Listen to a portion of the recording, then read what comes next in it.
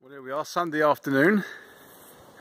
The sun's going down over there, and I'm just having a bit of a walk with the dog up the road.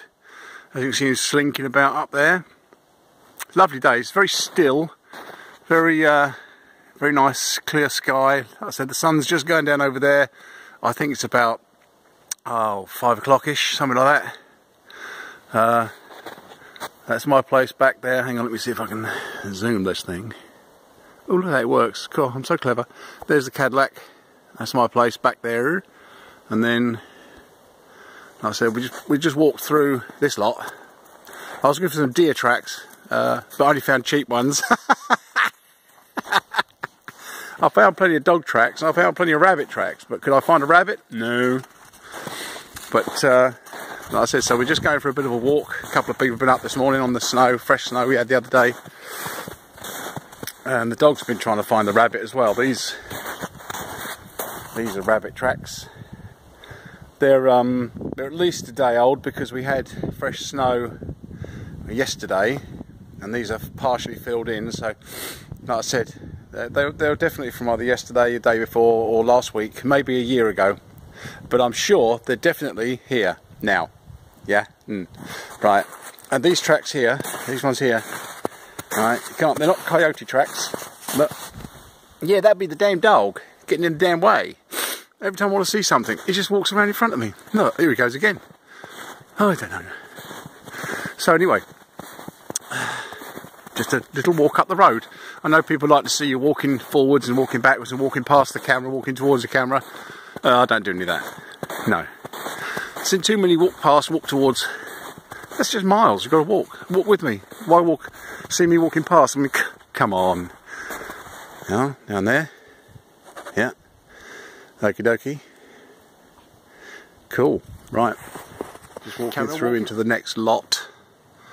Over there is where I was. Well, actually further on than that. The other day. I'm just watching. I must be getting old and arty because I'm just watching the sunlight as it moves through the trees. Look at that light up there, look. Yeah. Now if I shut up and you listen,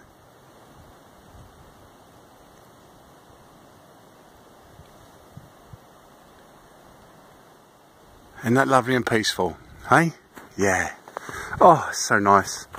The noise you can hear, if any, is the wind through the trees. It's not a distant motorway or traffic. It's actually the wind through the trees. Now as I'm walking around, every now and again you're going to see things like this. Alright, it's not a little girl lost her bow. Alright, this is hunter's tape or marking tape. You can get it in different colours.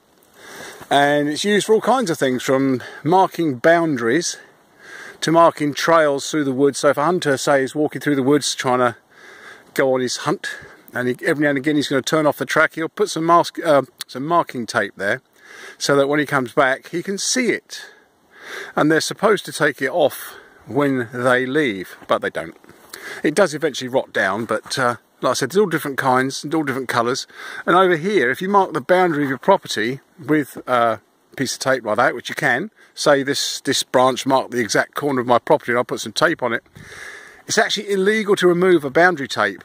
Alright, even if it's got a little like suitcase tag on it, it's actually illegal to remove it. But this one here is marking a path, because if you come around here and you walk through here past another rabbit twack, you can see there's a definite path here, you see, and look, there's another piece of tape marking the way through, you see. So there we are, hunter's tape, marking tape, whatever you want to call it. Mad dog looking for the... Oh yeah, we did find some coyote tracks, just one single lone coyote, but they were old tracks as well, so nothing to report, sorry. This would be a nice place for a house here. Look, it's opened up. Nice woodland all around. The road is about 50 yards through there. There is a track comes in here, but I didn't use the track, why would I? But wouldn't you like to put a house in here? Just a nice cottage cabin, you know, the old log shed cabin would look good here, wouldn't it? The old log prospector's cabin. Yeah, this would be a nice place, nice and quiet. Oh well, I'll carry on my walk then. Hunter's tree stand. If you can believe it, they climb up there and they stand up there. They put a little bar across the two front ones to stop them accidentally falling forwards, but it's not that strong. It's not that safe, is it? And they wait, basically. That's what they do. They wait until a deer, or I don't know, a coyote or a rabbit or whatever they're hunting, wanders into shot, like the old dog over there, look. Then they go, oh look, he doesn't know I'm here, and then they shoot the bugger. Not very sporting, if you ask me. At least they could give the thing some armour protection, or use a camera instead of a gun. I love guns, but I don't like hunting. If I'm going to eat, yes, that's fine. I've got nothing against killing to eat, but not killing for sport. That's just wrong. Something very wrong about that. Something missing in people's lives, I think, if they need to do that sort of thing. But yeah, if I was hungry, I'd shoot to eat. But one thing really annoys me is when you see a hunter all proud and big and macho next to a beautiful stag or a beautiful bear or a lovely, lovely deer, and they're going, what a magnificent animal, wasn't he beautiful? Oh yeah, no, it's not beautiful because you bloody killed it. It can't be beautiful anymore, can it? Because it's dead. Take a picture if you want to see how beautiful it is. Okay, sorry, rant over. Oh dear, another little trail goes through there, as you can see. There are no footprints, no one's been here for days. No animals have been here for days. Like I said, all of these look like more rabbit tracks, but they're old. I'll put a track next to it, you see. You can see the difference there, filled in with crap, and mine's just crap. And then of course, if you look at the dog's fresh tracks, as to the rabbit's tracks, see the difference between the two? They're sort of pressed in and clearer. These are all filled up, you see. And of course you've got those little pock marks. They're all where the melt happens when the sun comes out, drips off the trees into the ground. See? Oh, it's all getting very David Attenborough around here, isn't it? All right. Talk about nature's bounty. Here we go. Look. The tree is actually offering the birch bark. You see how it all shreds away? And when you peel this stuff, you don't hurt the tree, because it's already shedding it. It's like when we shed skin after sunburn or something like that, you see. Look at that. Beautiful. So when you take this piece, it's not injured. If you get your knife, stab it in and cut it down and then peel out the big thick piece of bark, that's when you're hurting the tree. So you try and only do that either in absolute emergency or if you can find some dead trees. But like I said, these are not dead. They are just nicely giving up their nature's fire lighters, you see. And this is on my own land. This is just, like I said, the house. I've just come through the woodland there. There's the house up through there. And I have looked at my camp again. Now the snow's got a bit lighter, and yes, it looks like it has succumbed to the snow. Apparently last year the snow was absolutely mental, and it just crushed everything. Trees are down, power lines, the whole deal. Now these ones here, these are the ones I was telling you about, Alan. Things like this, look. They are annoying. They are so annoying because they just grow and grow like weeds. Look, see all this? When I first got this place, they weren't here. You know, you come back and all of a sudden, look, you can see how they spread. They come along, then when they get there, they lay on the ground, and then they shoot up again. And then another root system forms and they shoot up again. This rock, which is, yeah, look, granite, you don't believe me. Look, they are lovely. This rock here, between there and over there, I used to be able to drive a tractor around here, but not anymore. Look at it. Bloody hell. Nature's reclaiming my place. Oh dear. There's the old sunset that I was telling you about.